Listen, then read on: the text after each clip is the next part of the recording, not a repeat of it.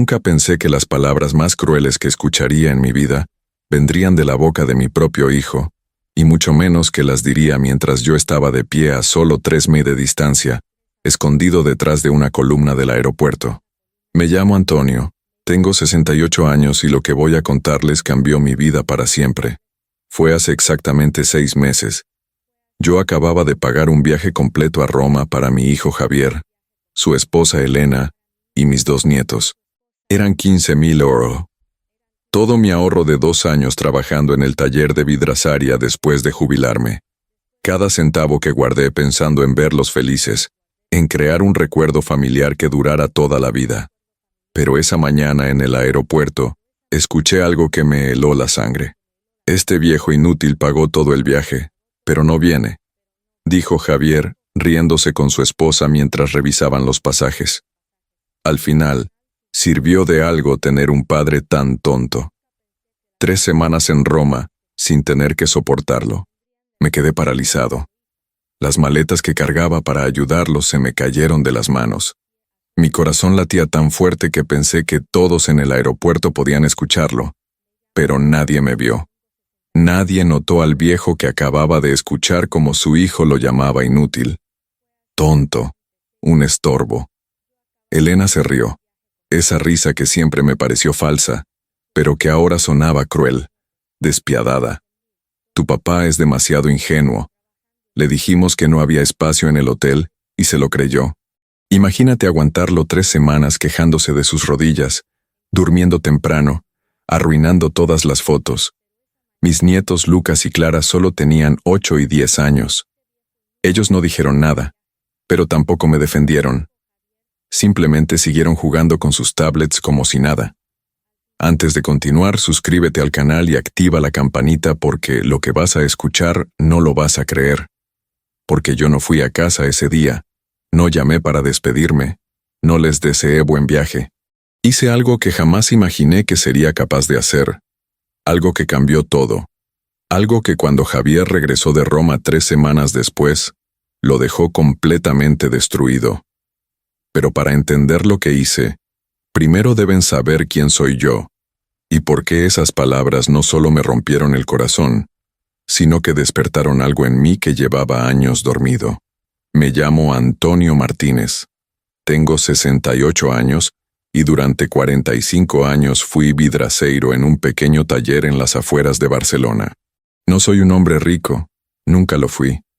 Pero siempre fui un hombre honrado, trabajador y sobre todo un padre que dio todo por su familia.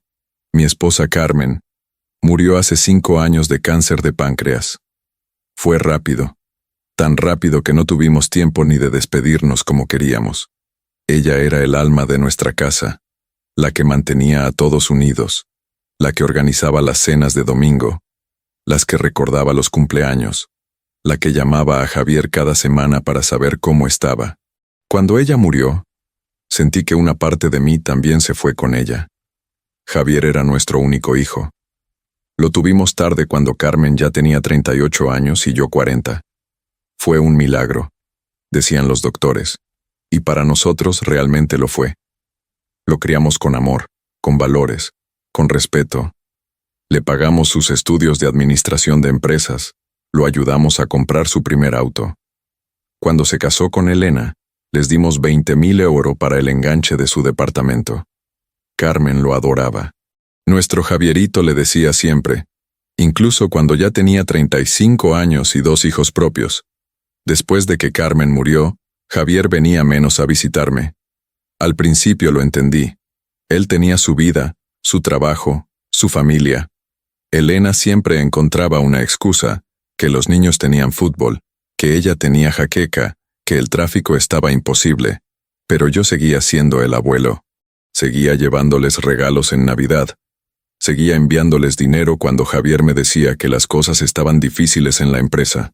Seguía siendo el que pagaba las cenas cuando nos reuníamos, que cada vez eran menos frecuentes. Vivía solo en una casa de 3 habitaciones que Carmen y yo compramos hace 30 años. Una casa llena de recuerdos de fotos en las paredes del olor a canela que ella siempre dejaba en la cocina los domingos. Una casa que ahora se sentía demasiado grande, demasiado vacía, demasiado silenciosa. Trabajaba medio tiempo en mi antiguo taller, no porque necesitara el dinero desesperadamente, sino porque necesitaba mantenerme ocupado. Necesitaba sentir que todavía servía para algo, que todavía tenía un propósito. Los fines de semana eran los peores. Llamaba a Javier el sábado por la mañana. «Papá, estamos ocupados», me decía. «Tal vez otro día». Pero ese otro día nunca llegaba. Hasta que un día hace 7 meses tuve una idea. Una idea que pensé que nos uniría de nuevo como familia. Una idea que pensé que honraría la memoria de Carmen. Llamé a Javier. «Hijo, quiero invitarlos a un viaje a toda la familia a Roma. Carmen siempre quiso ir. ¿Recuerdas? Pero nunca tuvimos dinero. Ahora yo puedo hacerlo por ella, por nosotros». Hubo un silencio del otro lado. Luego Javier dijo: «Papá, eso es mucho dinero. Lo sé, hijo, pero lo tengo ahorrado. Quiero hacer esto. Quiero que Lucas y Clara conozcan la ciudad que su abuela siempre soñó visitar. Quiero que hagamos nuevos recuerdos juntos». Otra pausa. Luego déjame hablarlo con Elena. 2 días después me llamó. «Papá, aceptamos. Pero el hotel que encontramos solo tiene espacio para 4 personas. Son 3 semanas y los hoteles en Roma son caros. ¿Te molesta si solo vamos nosotros? Tú puedes quedarte en casa a relajarte, y cuando volvamos te mostramos todas las fotos». Mi corazón se hundió, pero sonreí por teléfono. Siempre sonreía. Siempre decía que sí. «Claro, hijo. No hay problema. Ustedes disfruten». Y así durante 2 meses pagué todo. Los vuelos, el hotel, las excursiones, la comida, los 15,000 € que había ahorrado cortando vidrios, reparando ventanas viejas, viviendo con lo mínimo. Todo para escuchar el día del viaje detrás de una columna en el aeropuerto que mi propio hijo me llamara viejo, inútil y tonto. Pero lo que Javier no sabía, lo que Elena no imaginaba, es que Antonio Martínez, el vidraceiro humilde que siempre decía que sí, que siempre se dejaba, acababa de despertar. Y cuando un hombre que ha perdido todo lo que amaba finalmente abre los ojos, es capaz de cosas que nadie espera. Era un martes por la mañana, el 15 de abril, un día que jamás olvidaré mientras viva. Me había levantado a las 5 de la madrugada como siempre. Preparé café solo sin azúcar. Así lo tomaba desde que Carmen murió. Ella siempre me lo hacía con 2 cucharadas de azúcar y un chorrito de leche, pero ahora el café amargo me parecía apropiado. Reflejaba cómo sabía mi vida. Había planchado mi camisa azul la noche anterior, la misma que usé en la boda de Javier hace 12 años. Me afeité con cuidado. Me puse colonia hasta me corté las uñas. Quería verme presentable para despedirlos. Para la foto familiar que me habían prometido antes de pasar seguridad. Una foto en el aeropuerto, papá. Para el recuerdo. Me había dicho Javier por teléfono 3 días antes. Conduje hasta el aeropuerto en mi viejo Seat del 98. El tráfico estaba tranquilo. Escuchaba la radio una estación de música clásica que a Carmen le encantaba. Beethoven sonaba suave mientras yo pensaba en lo orgullosa que estaría ella. Javierito iba a Roma con sus hijos, cumpliendo el sueño que nosotros nunca pudimos. Llegué 2 horas antes del vuelo. Quería ayudarlos con las maletas. Javier me había dicho que traían 4 maletas grandes. «Son 3 semanas, papá. Los niños necesitan ropa para todo». Me estacioné y caminé hacia la terminal internacional. El aeropuerto estaba lleno de familias. Vi a un niño pequeño corriendo hacia su abuelo con los brazos abiertos. El abuelo lo levantó en el aire y ambos rieron. Sonreí. Pronto Lucas y Clara me abrazarían así. O eso pensaba. Los vi antes de que ellos me vieran a mí. Estaban en la zona de check-in. Javier vestía una chaqueta de cuero nueva que no le conocía. Elena llevaba lentes de sol caros de esos que cuestan lo que yo ganaba en un mes. Los niños estaban impecables con ropa de marca. Me acerqué cargando una bolsa. Dentro, había regalos para el viaje, chocolates para los niños. Una bufanda para Elena que había visto en una tienda y pensé que le gustaría. Y para Javier un reloj antiguo que había pertenecido a mi padre. Mi padre se lo dio a mí antes de morir. Y yo quería que Javier lo tuviera. Era de oro de los años 50. Valía fácil 3.000 euros. Pero entonces, cuando estaba a unos 10 metros de distancia detrás de una columna grande del aeropuerto, escuché la voz de Elena. ¿Le dijiste a tu papá que ya nos íbamos?, preguntó mientras revisaba su teléfono. Sí, le mandé un mensaje en la mañana. Le dije que no viniera, que el tráfico estaba horrible, respondió Javier sacando los pasaportes. Yo no había recibido ningún mensaje. Me detuve. Algo en el tono de sus voces me hizo quedarme quieto, oculto. Algo en mi interior me dijo, «Espera, mejor así», continuó Elena. «No quiero que arruine las fotos con su cara de amargado. Además, 3 semanas aguantándolo hubieran sido un infierno». «Ya sé», dijo Javier riendo. «¿Te imaginas? Ay, mis rodillas. Ay, estoy cansado. Ay, en mis tiempos esto costaba menos. No, gracias. Que se quede en su casa con sus vidrios viejos». Sentí como si alguien me hubiera golpeado en el estómago. La bolsa con los regalos pesaba en mis manos. El reloj de mi padre dentro de ella de repente se sentía como una piedra en mi corazón. «Lucas, Clara, vengan», llamó Elena. Los niños se acercaron. «Recuerden, si el abuelo llama mientras estamos en Roma, ustedes no contestan. Déjenlo ir al buzón». «¿Por qué, mamá?», preguntó Clara con su voz inocente de niña de 8 años. «Porque el abuelo habla mucho y es aburrido, cariño. Estamos de vacaciones. No queremos que nos quite el tiempo con sus historias deprimentes». Lucas se rió. Mi nieto de 10 años se rió. Javier no dijo nada, no los corrigió, no me defendió, simplemente siguió empacando documentos en su mochila como si nada. Y entonces vino la puñalada final, la frase que cambió todo. Javier se volteó hacia su familia sonriendo y dijo en voz lo suficientemente alta para que yo la escuchara perfectamente. «Este viejo inútil pagó todo el viaje. Pero no viene. Al final sirvió de algo tener un padre tan tonto. 3 semanas en Roma sin tener que soportarlo. Es el mejor regalo que me pudo haber dado su ausencia y su dinero». Elena soltó una carcajada. Esa risa que ahora entendía no era nerviosa, sino genuinamente cruel. Las piernas me temblaron. Quise gritar. Quise salir de detrás de esa columna y encararlos, preguntarles cómo podían decir esas cosas. Yo que les había dado todo. Yo que acababa de vaciar mi cuenta de ahorros por ellos. Pero no lo hice. Me quedé ahí paralizado, viendo cómo mi hijo, mi único hijo, el niño que cargué en mis hombros cuando aprendió a caminar, el joven al que enseñé a cambiar un neumático, el hombre al que di 20.000 euros para su primer hogar. Me llamaba inútil, tonto, un estorbo. La bolsa se me cayó, los chocolates rodaron por el suelo, la bufanda se ensució.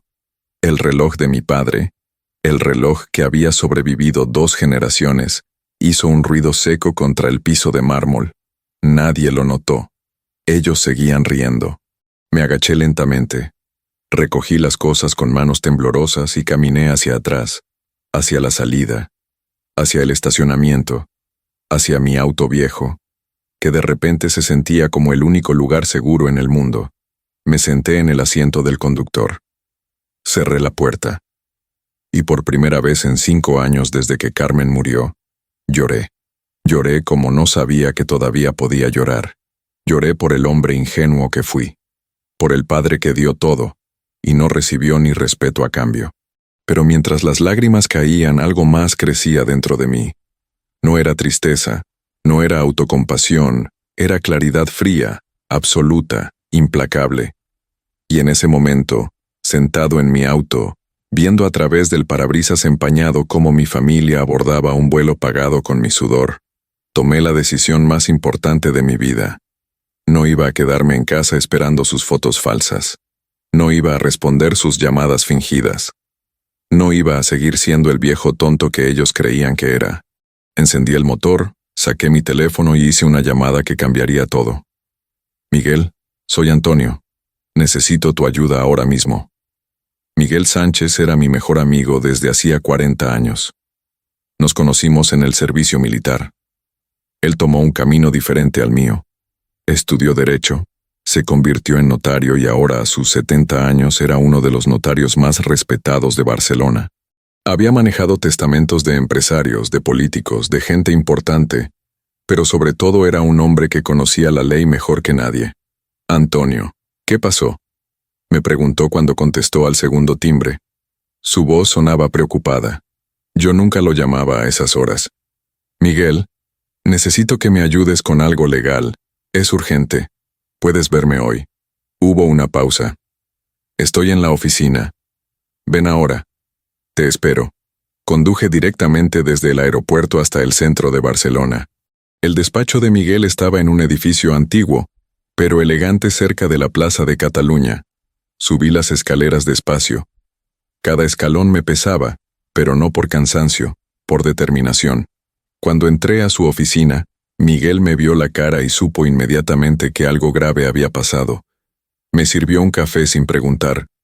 Se sentó frente a mí y esperó. Le conté todo desde el viaje a Roma, hasta las palabras exactas que escuché en el aeropuerto. Miguel no me interrumpió ni una sola vez. Solo asentía tomando notas en un cuaderno de cuero. Cuando terminé, hubo un largo silencio. Antonio, dijo finalmente, quitándose los lentes y limpiándolos lentamente.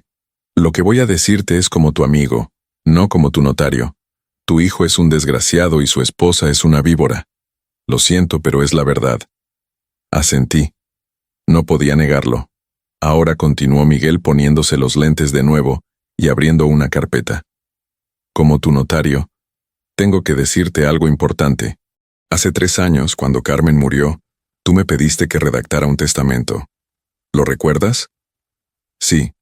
En ese testamento, Javier es el único heredero de todo. Tu casa, tus ahorros, tu pensión acumulada, todo. Es el beneficiario al 100%. Correcto. Correcto. Miguel se inclinó hacia adelante. Antonio, ese testamento todavía es válido. Si tú murieras mañana, Javier heredaría aproximadamente 380.000 euros. La casa vale 320.000. Tienes 45.000 en el banco después de pagar el viaje, y tu plan de pensiones tiene otros 15.000. Eso sin contar los vitrales antiguos que tienes, algunos de los cuales sé que valen dinero. Me quedé mirándolo. Nunca había sumado todo. Nunca pensé en mi vida en términos de números así. 380.000 euros, repetí aproximadamente. Y si no haces nada, Javier y Elena lo heredarán todo. Cada centavo, cada vitral, cada recuerdo de Carmen. Y por lo que me acabas de contar, lo venderán antes de que tu cuerpo esté frío. Sentí náuseas. Podía ver exactamente eso sucediendo. Elena contratando una empresa para vaciar la casa. Javier vendiendo los vitrales que yo hice con mis propias manos. Lucas y Clara jugando en habitaciones que alguna vez fueron mías, sin saber siquiera quién las construyó. ¿Qué puedo hacer?, pregunté. Miguel sacó varios documentos. Legalmente puedes hacer varias cosas. Primero, cambiar tu testamento. Puedes desheredar a Javier completamente, o puedes dejarle solo la legítima, que por ley es 1/3 de tu herencia.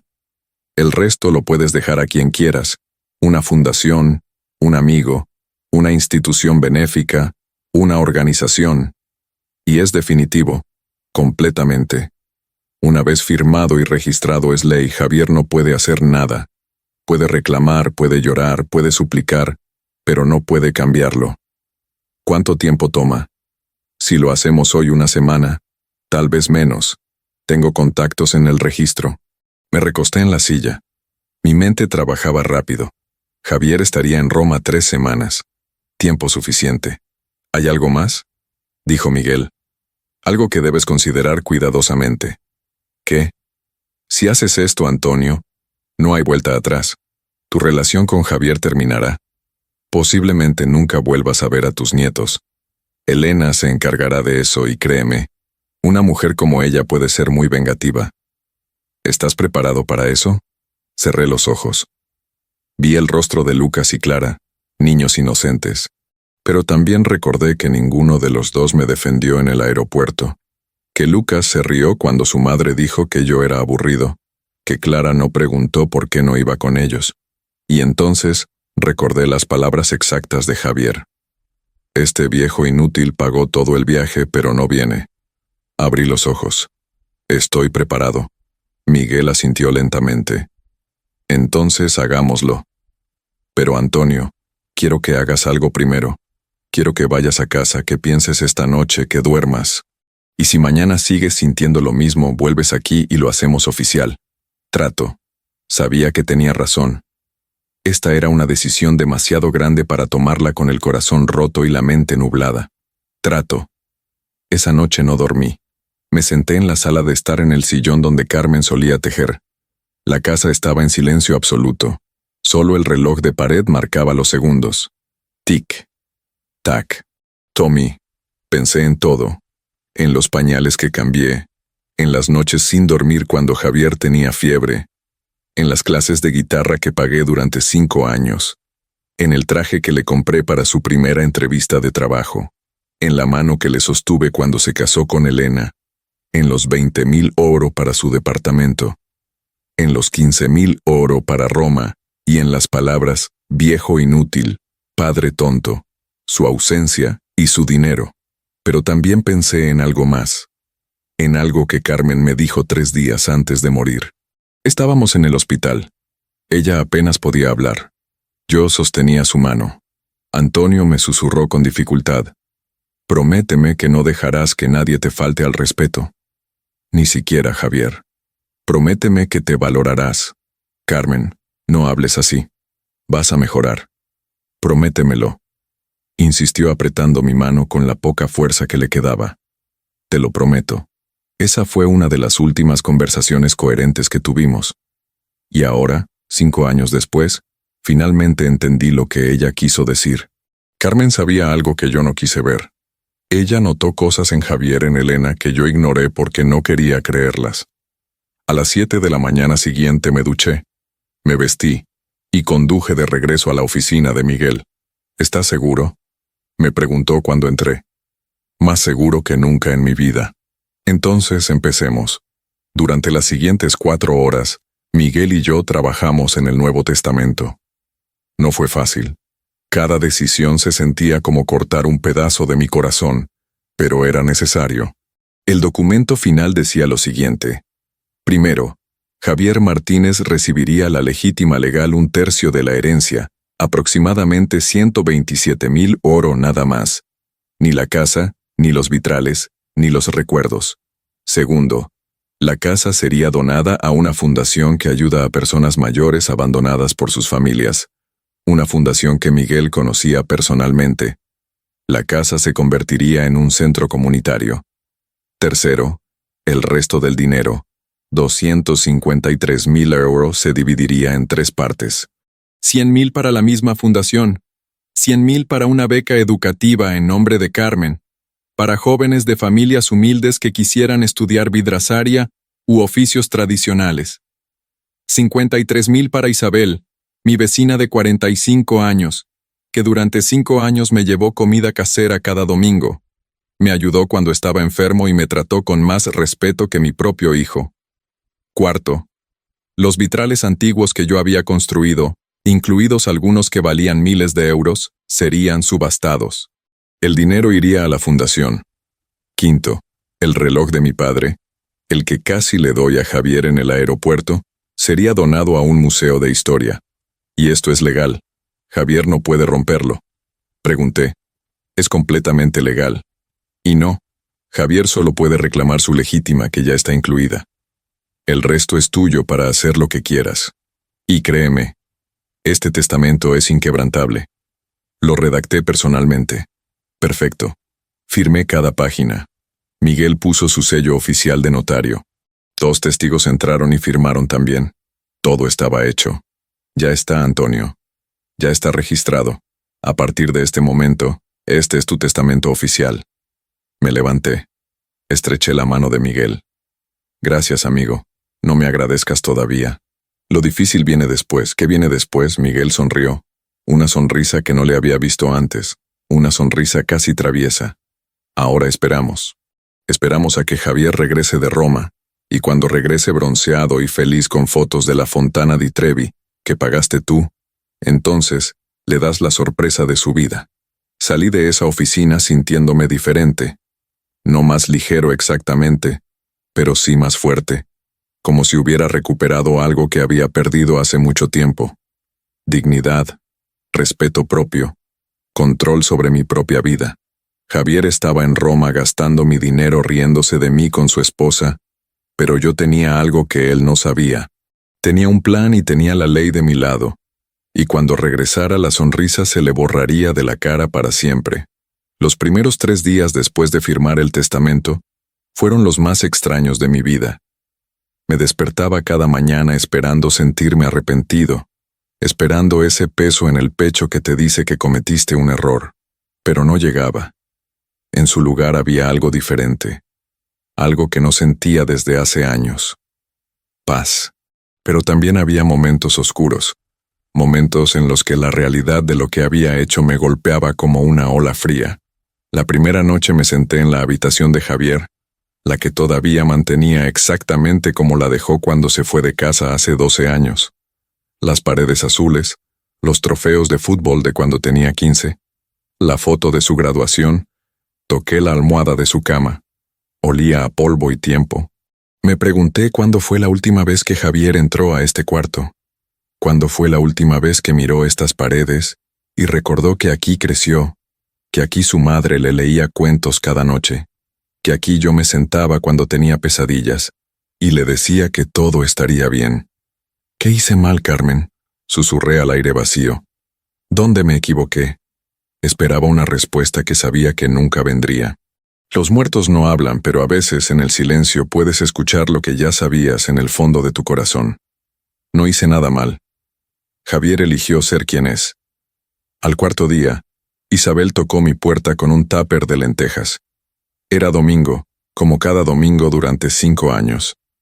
Antonio, ¿te ves cansado?, me dijo al entrar poniendo las lentejas en la cocina con familiaridad. ¿Estás comiendo bien? Isabel era viuda también. Perdió a su esposo hace 7 años en un accidente de tráfico. Tenía una hija que vivía en Tarragona y la visitaba cada 2 meses. Éramos vecinos desde hace 20 años, pero nos hicimos cercanos después de que ambos perdimos a nuestras parejas. Estoy bien, Isabel. Solo pensando. Ella me sirvió las lentejas sin preguntar. Se sentó frente a mí en la mesa de la cocina. La misma mesa donde Carmen y yo desayunábamos cada mañana durante 30 años. «¿Javier ya está en Roma?», preguntó probando las lentejas. «En ti sin decir nada. ¿Y tú te quedaste aquí solo después de pagar todo?». La miré. Isabel siempre fue directa, nunca con malicia, pero tampoco se andaba con rodeos. «Sí, Antonio», dijo dejando la cuchara. «No soy quien para decir esto, pero ese hijo tuyo es un mal agradecido. Carmen, que en paz descanse, estaría furiosa». Por primera vez en días sonreí. Una sonrisa pequeña pero real. Lo sé. ¿Y qué vas a hacer al respecto? Esa pregunta me sorprendió. ¿A qué te refieres? Te conozco, Antonio Martínez. Te conozco hace 20 años. Sé cuando estás tramando algo. Tienes mirada, la misma que tenías cuando descubriste que el dueño del taller te estaba robando horas extra y esperaste 6 meses juntando pruebas antes de confrontarlo. Me reí. Había olvidado ese episodio. Tenía razón. Siempre he sido paciente, demasiado paciente tal vez, pero cuando finalmente actúo, lo hago bien. Digamos que tomé ciertas medidas. Dije cuidadosamente. Isabel me estudió con esos ojos marrones que no se perdían nada. Luego asintió lentamente. Bien. Ese muchacho necesita aprender que las acciones tienen consecuencias. No le conté sobre el testamento. No todavía. Pero su apoyo, su simple reconocimiento de que no estaba loco por sentirme traicionado, significó más de lo que ella podría imaginar. Los días se convirtieron en semanas. Javier me mandaba mensajes ocasionales desde Roma, mensajes cortos, sin emoción. «Hola, papá. ¿Todo bien? Aquí todo genial. Saludos». Fotos genéricas del Coliseo, del Vaticano. Ninguna foto de ellos. Ninguna foto que mostrara que realmente estaban pensando en mí. Yo respondía igual de frío. «Qué bien. Cuídense». Cada noche me sentaba en el taller que tenía en el sótano de la casa, el lugar donde pasé miles de horas creando vitrales, ventanas, espejos. El olor a vidrio cortado, a pegamento, a materiales, era lo único que me mantenía cuerdo. Comencé un proyecto nuevo. Un vitral pequeño tallado a mano con diseños intrincados. Era para guardar las cartas que Carmen me escribió durante nuestro noviazgo. Cartas que nunca mostré a nadie. Cartas que ahora leía cada noche antes de dormir.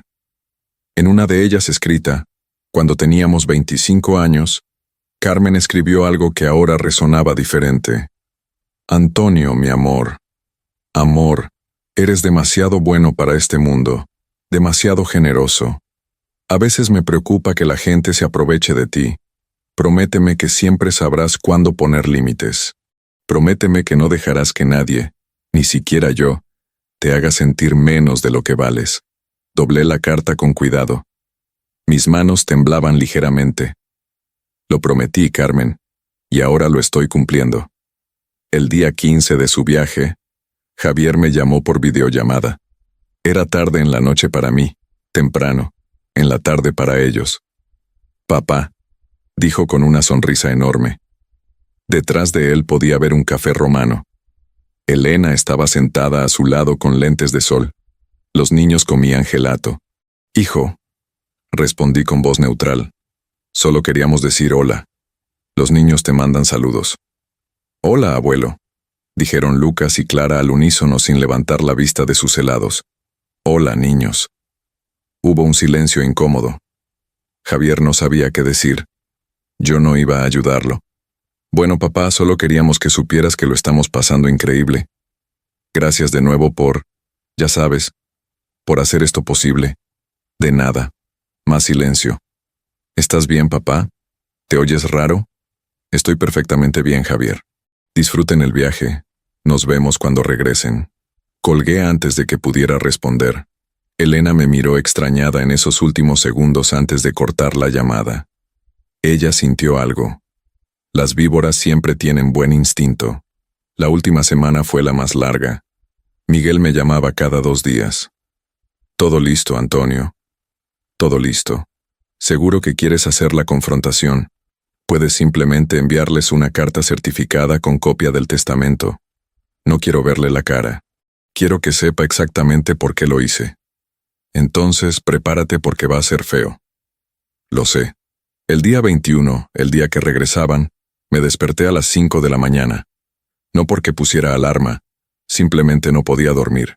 Me duché, me afeité, me puse mi mejor camisa, la misma camisa azul del aeropuerto, pero esta vez planchada con más cuidado, esta vez con un propósito diferente. Desayuné tranquilo, pan tostado con tomate, café solo. Leí el periódico completo, algo que no hacía desde que Carmen murió. A las 10 de la mañana Javier me mandó un mensaje. Papá, llegamos bien, estamos cansados. Te llamamos mañana. Respondí, no. Vengan a casa hoy a las 6 de la tarde. Es importante. Pasaron 5 minutos antes de que respondiera. ¿Pasa algo? A las 6. No falten. A las 5 de la tarde, Miguel llegó a mi casa. Traía su maletín de cuero dentro copias certificadas del Nuevo Testamento. ¿Listos?, me preguntó. Me serví un vaso de agua. Mis manos ya no temblaban. Mi corazón latía normal. Estaba en paz con lo que estaba a punto de hacer. Listo. A las 6 en punto exacto. Escuché el auto de Javier estacionarse afuera. Escuché las puertas cerrarse. Voces. Pasos en la entrada. El timbre sonó. Abrí la puerta. Javier estaba bronceado. Elena llevaba un bolso nuevo, obviamente caro. Los niños se veían aburridos, cansados del viaje. Hola, papá, dijo Javier intentando abrazarme. Di un paso atrás. Pasen, tenemos que hablar. Algo en mi tono hizo que la sonrisa de Javier se congelara. Elena me miró con esos ojos de halcón. Los niños entraron sin saludar directo a la sala. Papá, ¿qué pasa? Estamos cansados del vuelo, siéntense, interrumpí. Mi voz era firme, tranquila, pero con un filo que nunca habían escuchado antes. Se sentaron en el sofá. Yo me quedé de pie. Miguel salió de la cocina con su maletín. ¿Quién es él?, preguntó Elena con tono defensivo. Él es Miguel Sánchez, mi notario, mi abogado y mi amigo. El color comenzó a desaparecer de la cara de Javier. Papá, ¿qué está pasando? Respiré profundo. Este era el momento. El momento en que todo cambiaría para siempre. Y yo estaba completamente listo. Javier. Comencé mi voz calmada, pero firme como el acero. Hace 21 días, el día que te fuiste a Roma, llegué al aeropuerto 2 horas antes de tu vuelo.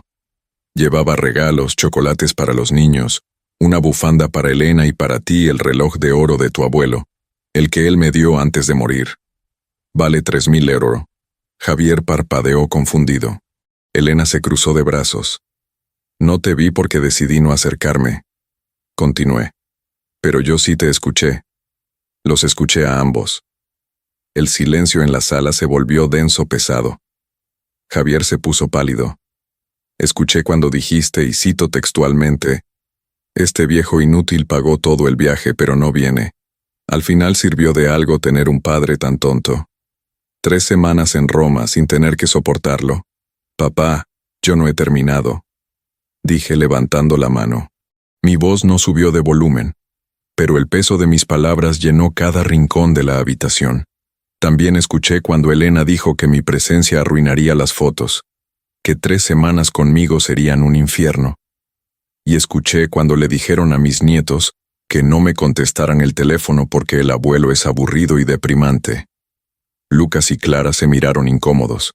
Clara comenzó a llorar silenciosamente. Elena se puso de pie. «Antonio, ¿estás malinterpretando? Siéntate». Fue la primera vez en toda la conversación que levanté la voz. Elena se sentó inmediatamente sorprendida. Yo nunca gritaba. Nunca. Malinterpretar. Repetí con una risa amarga. Malinterpretar. ¿Qué exactamente malinterpretar la palabra inútil, la palabra tonto, la palabra viejo? No, Elena, escuché perfectamente y fueron las palabras más claras que he escuchado en mi vida. Javier tenía lágrimas en los ojos. Ahora, papá, lo siento. Yo no quise. No quisiste. ¿Qué? No quisiste que te escuchara, pero sí quisiste decirlo. Sí quisiste reírte de mí con tu esposa. Sí quisiste tomar mis 15.000 euros, el ahorro de 2 años de trabajo en el taller, y gastarlo mientras me llamabas tonto a mis espaldas. Miguel dio un paso adelante poniendo su maletín sobre la mesa de centro. El sonido del cuero contra la madera resonó como un martillo de juez. Lo que su padre está tratando de decirles, dijo Miguel con voz profesional y fría, es que durante los 21 días que ustedes estuvieron en Roma, él tomó ciertas decisiones legales respecto a su patrimonio. ¿Qué decisiones?, preguntó Elena, su voz ahora con un tono de pánico apenas disimulado. Miguel abrió el maletín y sacó varios documentos con sellos oficiales.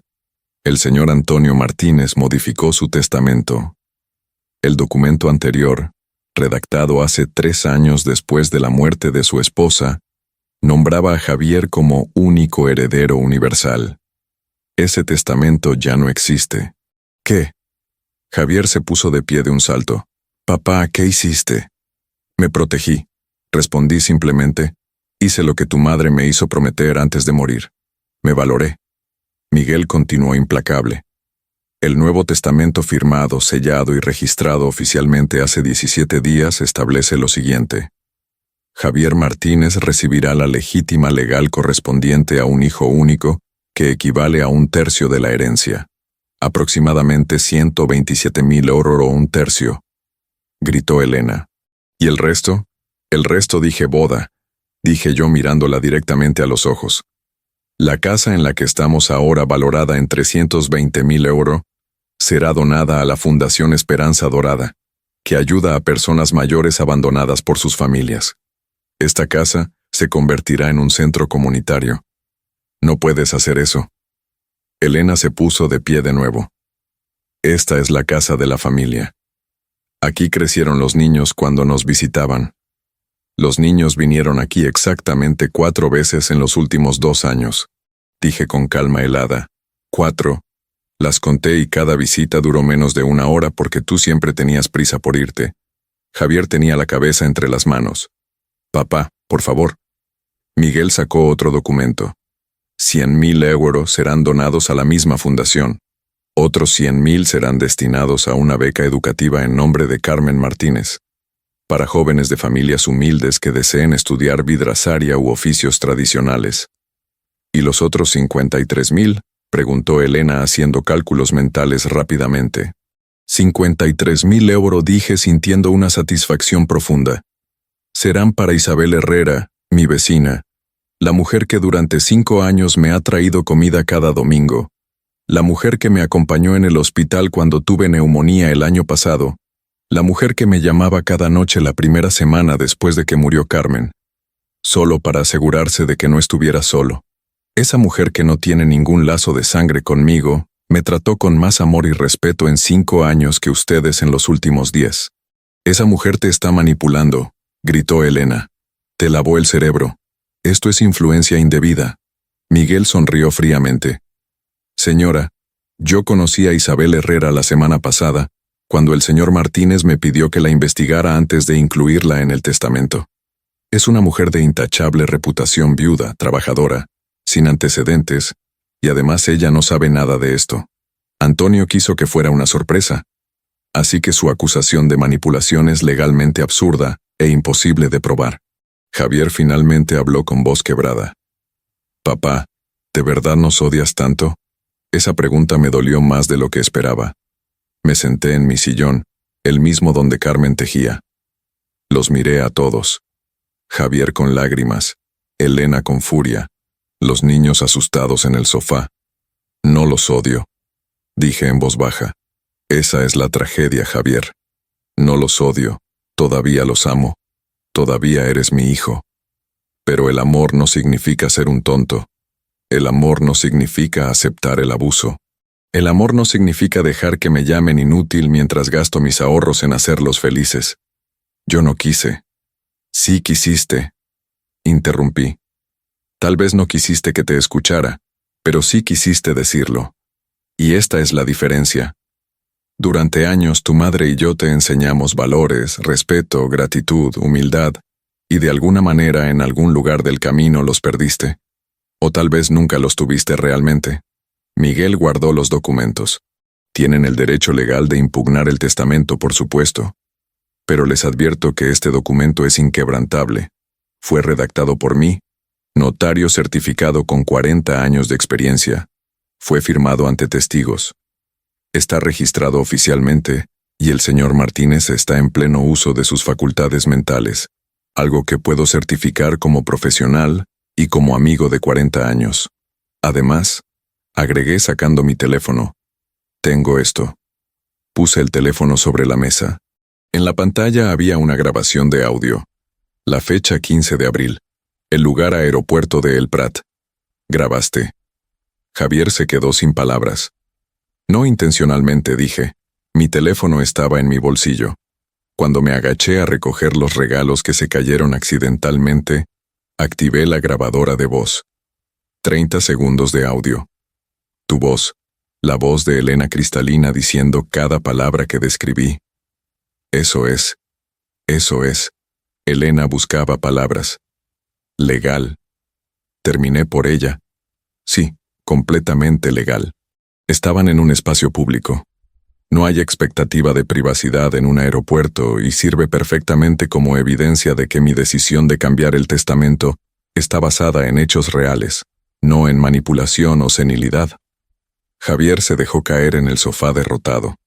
Elena miraba la pared su mente, obviamente trabajando en cómo podría revertir esto. ¿Hay algo más?, dije poniéndome de pie. Los vitrales antiguos que hay en esta casa, varios de los cuales hice con mis propias manos y valen miles de euros, serán subastados. El dinero irá a la fundación. El reloj de tu abuelo será donado al Museo de Historia de Barcelona. Papá, ese reloj era para mí, dijo Javier con voz rota. Era, dije firmemente. Era para ti cuando pensé que eras el hijo que tu madre y yo criamos. Ahora es para un museo donde la gente que realmente aprecia la historia y el legado podrá verlo. Elena finalmente explotó. Esto es ridículo. Vamos a impugnar este testamento. Vamos a demostrar que estabas senil, que Miguel te manipuló, que Isabel te engañó. Vamos a pelear esto hasta el final. Adelante. Dije con una calma que me sorprendió a mí mismo. Gasten su dinero en abogados. Pasen años en los tribunales. Al final perderán. ¿Y saben por qué perderán? Porque la ley está de mi lado. porque tengo evidencia, porque Miguel es uno de los notarios más respetados de Barcelona, y porque, al final del día, yo tenía todo el derecho del mundo de decidir qué hacer con mi propio patrimonio. Javier se levantó del sofá tambaleándose. Papá, por favor. ¿Podemos hablar de esto? ¿Puedo explicar? Ya no hay nada que explicar. Respondí. Las palabras están dichas. Las decisiones están tomadas. El testamento está registrado. Pero si tú cambiaras de opinión, si pudiéramos, intentó Elena. No voy a cambiar de opinión. La interrumpí. Este no fue un acto impulsivo, Elena. Tuve 3 semanas mientras ustedes disfrutaban de Roma con mi dinero para pensar en cada detalle, para considerar cada consecuencia, para asegurarme de que esto era lo correcto. Y lo es. Miguel cerró su maletín. Les recomiendo que consulten con sus propios abogados si lo desean, pero les aseguro que cualquier intento de impugnación será costoso e infructuoso. Buenas tardes. Y con eso, Miguel salió de la casa dejándome solo con mi familia destrozada. Lucas y Clara lloraban en silencio. Javier tenía la cara entre las manos. Elena me miraba con un odio puro que antes intentaba ocultar. Pueden irse, dije finalmente. No hay nada más que hablar. No. Javier levantó la cabeza. No voy a irme así. Necesito que entiendas que yo lo siento. Que de verdad lo siento. ¿Lo sientes? Pregunté. ¿Sientes haberlo dicho o sientes que te escuché? Hay una gran diferencia. Lo siento por todo. Por las palabras, por la distancia, por no valorarte como debía. Papá, he sido un mal hijo. Lo sé. Pero dame una oportunidad de arreglarlo. Es demasiado tarde para eso, respondí. Tuviste 5 años después de la muerte de tu madre para demostrarme que me valorabas. 5 años en los que vine menos. Llamaste menos. Me trataste como una obligación en lugar de como tu padre. Y cuando finalmente te pedí algo, cuando te ofrecí llevarlos a Roma, lo tomaste, gastaste mi dinero, y me llamaste inútil a mis espaldas. Esa no es una equivocación, Javier. Eso es quien eres. Esas palabras lo rompieron. Se arrodilló frente a mí llorando como no lo había visto llorar desde que era niño. Papá, por favor, no me hagas esto. Eres mi padre. Te necesito. Ahora me necesitas. Dije sin emoción. Cuando tenías mi dinero no me necesitabas. Cuando querías un viaje gratis no me necesitabas.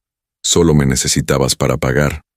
Ahora que ese dinero se irá a otras personas, ahora sí me necesitas. Pero yo ya no te necesito a ti. Elena tomó a Javier del brazo. Vámonos. Este viejo está loco. No puede hacernos esto. Miguel tiene razón. Esto es un testamento sólido. Perderemos si lo impugnamos.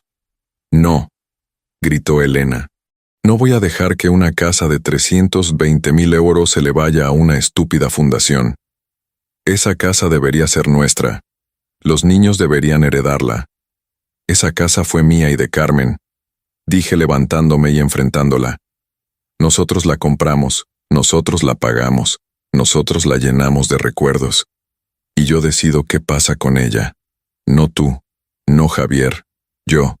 Y he decidido que será para personas que realmente necesitan ayuda. Personas mayores abandonadas por hijos ingratos como tú, Elena. Personas que entenderán el valor de tener un techo y una comunidad. Eso es más de lo que tú entenderás jamás. Nos vamos, dijo Elena jalando a Javier hacia la puerta. Lucas, Clara, vengan. Los niños se levantaron. Clara me miró con ojos rojos. Abuelo, yo no quise, gritó. Lo sé, cariño, dije suavizando mi voz. No es tu culpa. Pero tal vez cuando crezcas entiendas por qué hice esto.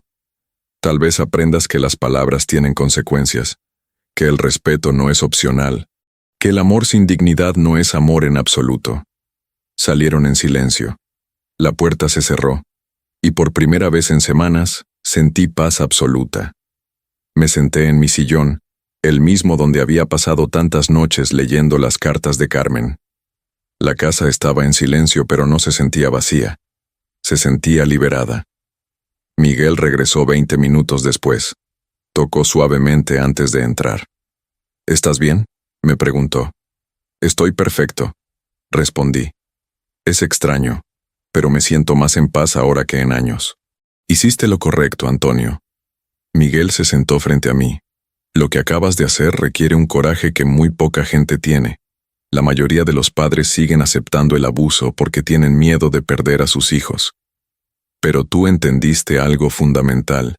Ya los habías perdido hace mucho tiempo, solo que ahora lo hiciste en tus propios términos. Brindamos con el whisky que Miguel había traído. Por Carmen, dijo. Por Carmen, repetí. Y por los hombres que finalmente abren los ojos. Los siguientes días fueron tranquilos. Javier no llamó. Elena no escribió. Los niños no aparecieron.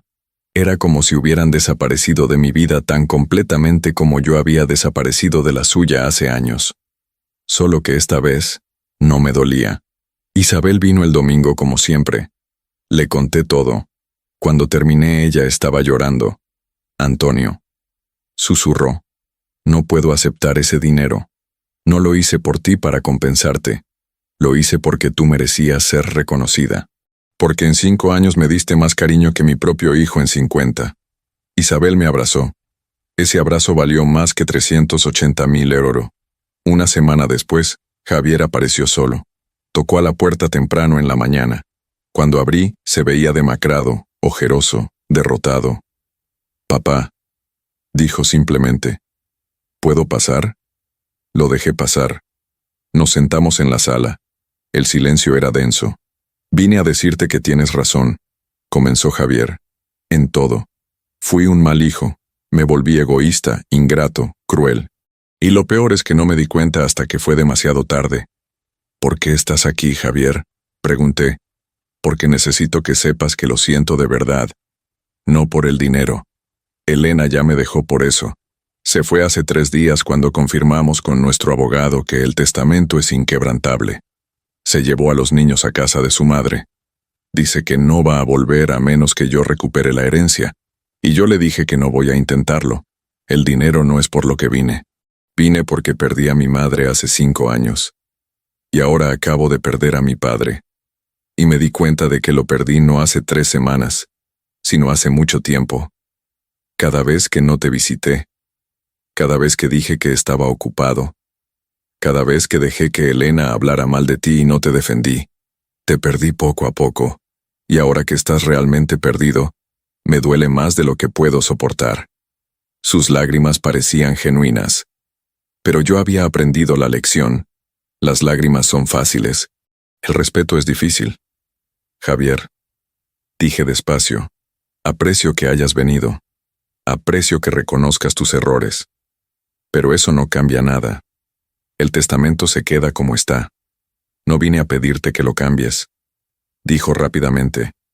Vine a preguntarte si hay alguna manera, alguna posibilidad de que podamos empezar de nuevo. No como padre e hijo con dinero de por medio, sino solo como 2 hombres que alguna vez se amaron intentando reconectarse.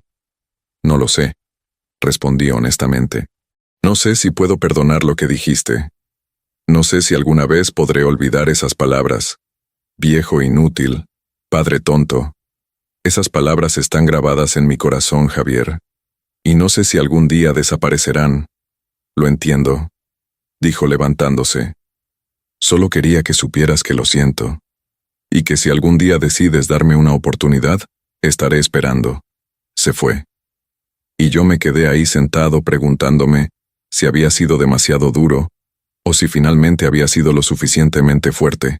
Pasaron 6 meses. La casa fue oficialmente donada a la Fundación Esperanza Dorada. Los vitrales fueron subastados y recaudaron 47.000 euros adicionales. La beca en nombre de Carmen abrió sus inscripciones y recibió 200 solicitudes de jóvenes queriendo aprender oficios tradicionales. Isabel recibió su dinero y lloró durante 1 hora en mi sala.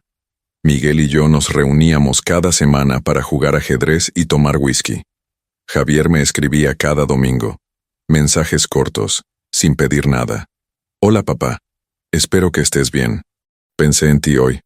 Al principio no respondía, luego comencé con respuestas de una palabra. Bien. Gracias. Igualmente. Después de 3 meses, las respuestas se volvieron más largas. Hola, hijo. Estoy bien. ¿Cómo están Lucas y Clara? Extraño a los niños. Tal vez podamos tomar un café pronto. Y finalmente, después de 6 meses, nos reunimos. En un café neutral. Sin expectativas. Solo 2 hombres tomando café. Javier había cambiado. Se veía más humilde, más cansado, más real. Me contó que Elena se divorció de él, que perdió su trabajo por el estrés, que estaba viviendo en un apartamento pequeño viendo a sus hijos cada 2 semanas, y que finalmente entendió lo que significa perderlo todo. No el dinero, sino el respeto, la dignidad, el amor de las personas que importan. No voy a pedirte que cambies el testamento, dijo. Ya aprendí que algunas consecuencias son permanentes. Pero quiero pedirte algo más importante. Enséñame a ser el hombre que mamá quería que fuera. El hombre que tú intentaste criar, porque fallé miserablemente y quiero hacer mejor para Lucas y Clara. No quiero que ellos me vean como yo te vi a ti, como alguien conveniente en lugar de alguien esencial. Esa conversación fue el comienzo. No de volver a ser padre e hijo como antes, porque ese antes ya no existe, pero sí el comienzo de algo nuevo. Algo construido en honestidad, en consecuencias, en respeto ganado en lugar de amor dado por default. 1 año después de aquella mañana en el aeropuerto, estoy sentado en mi taller. Ya no es mi casa porque la donación ya fue procesada. Pero la fundación me permite usar el taller los domingos. Estoy terminando un vitral. Es un proyecto grande, complejo. Es un regalo para la fundación. El vitral muestra a un hombre mayor solo pero con la cabeza en alto. Detrás de él hay una familia que se aleja. Pero frente a él hay un amanecer. Javier viene a visitarme mientras trabajo. Trae a Lucas y Clara. Los niños son cautelosos, respetuosos. Han aprendido. Papá, dice Javier viéndome trabajar. Estoy orgulloso de ti. Esa frase me sorprende. ¿Por qué? Porque hiciste algo que yo nunca pude. Te valoraste. Te defendiste, y me enseñaste la lección más importante de mi vida. Que el amor sin respeto no sirve de nada. Sonrío. Es lo más cerca que hemos estado de verdad en años. El testamento no cambió. La casa es de la fundación. El dinero fue distribuido. Isabel usó su parte para abrir un pequeño restaurante, y me ofrece comida gratis cada día. Los vitrales están en un museo. El reloj de mi padre está en una vitrina donde miles de personas lo ven cada mes. Y yo vivo en un apartamento pequeño, pero digno, con visitas de Javier cada 2 semanas, con cartas de Lucas y Clara que están aprendiendo lo que significa valorar a la familia, con la paz de saber que finalmente cumplí la promesa que le hice a Carmen. Me llamo Antonio Martínez. Tengo 68 años. Fui vidraceiro durante 45 años. Y el día que mi hijo me llamó viejo inútil y padre tonto detrás de una columna en el aeropuerto de El Prat, fue el día que finalmente aprendí que la dignidad no tiene precio, que el respeto no se mendiga, y que nunca, nunca es demasiado tarde para valorarse a uno mismo. Esta es mi historia. Y si hay un viejo leyendo esto que se siente menospreciado, ignorado, usado por su familia, quiero que sepas algo. Tienes valor, tienes derechos, y tienes el poder de poner límites. No importa cuántos años tengas, no importa cuánto ames a tus hijos, la dignidad no tiene edad, y nunca, nunca es tarde para recuperarla.